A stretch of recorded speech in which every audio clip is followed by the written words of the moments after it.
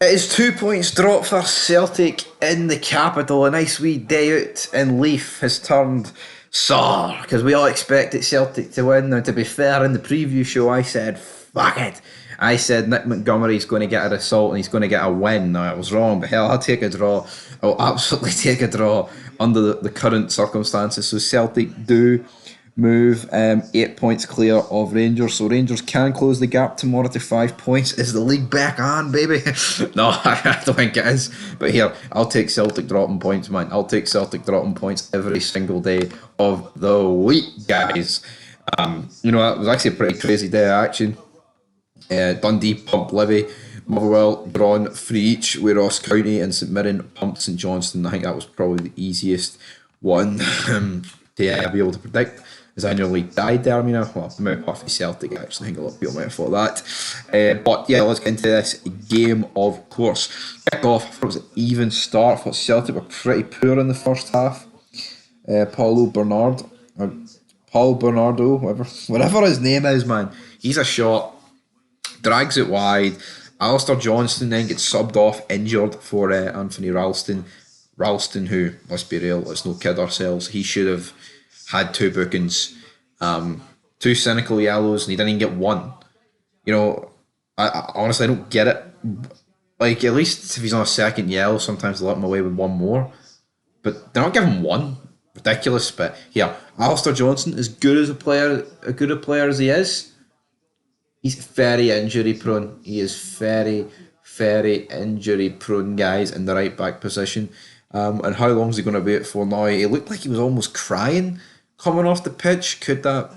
Was it tears because he's like, oh fuck, this is going to be long, or was it genuinely just a sore one that he's took? I'm not too sure, but all I do know is Anthony Ralston is on the pitch. Palma then has a header wide. Kalmak has a shot saved, falls to Palma, then he ends up blazing it over, and that pretty much takes us into half time. Not an awful lot happened in this game, to be honest. In the first half, from a Hibs perspective, thought Hibs were pretty poor in this game. Was it similar to what they produced at Ibrox?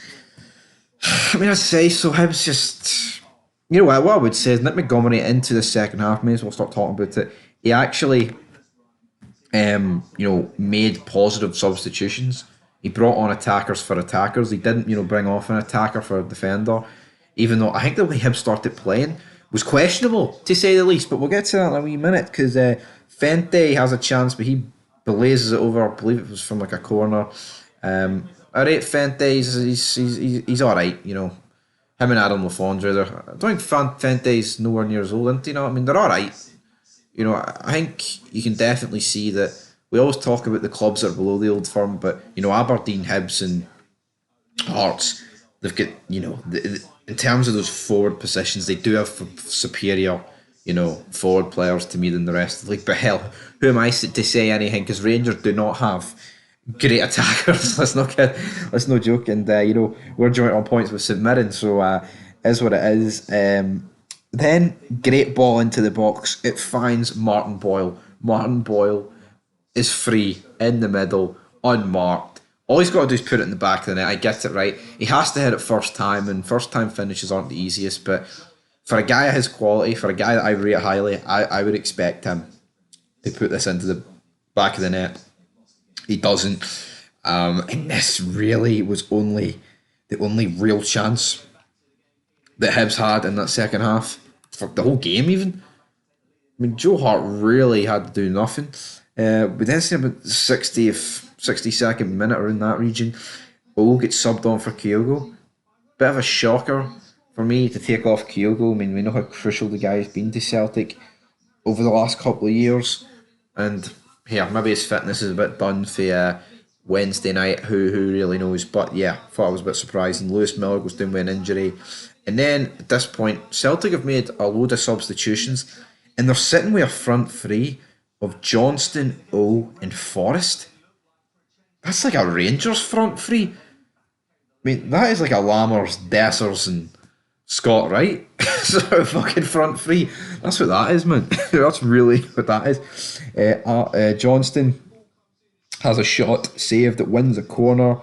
Celtic from this corner, the ball falls to James Forrest, it absolutely rattles the bar. And then in my notes for this game, I've written that Hibs were on the ropes. And I'm not a conspiracy theorist. I think, Celtic think the world's against them. They genuinely do. They think this whole, 7 away games after Christmas, blah, blah, blah. They hate us. Rangers get sent into the lower leagues by the SFA. Celtic fans are just fucking paranoid. But seeing the dying embers of this game, it was almost like some Hibs players wanted Celtic to score. They were just letting them walk past them in dangerous positions, but didn't matter, guys. Celtic didn't get a goal. Hibs didn't create anything. They barely got their own half after the Boyle miss. And it ended up finishing 0-0. So Celtic, after 10 games, have won 8 and drawn 2. So, yep, they've dropped more points today. Wee bit of a below par performance for Celtic, but here, at James Forrest, the effort could have went in. It didn't. And here we have it, guys. Another draw for Celtic. I say another draw, like they've drew loads of games. I mean, they've won 8 games and drew 2. It's not exactly a fucking horrible start to the season, but you know what? This gives Rangers serious emphasis to win tomorrow. It really does. They need to turn up tomorrow and win, get the gap to 5 points. And Rangers, we've talked about Rangers need to win every game until the next Old Firm. But look, that's already since Phil's come in. The gap's went to 5 points. If the gap's 5 points going into that next Old Firm and you win, back to 2 points.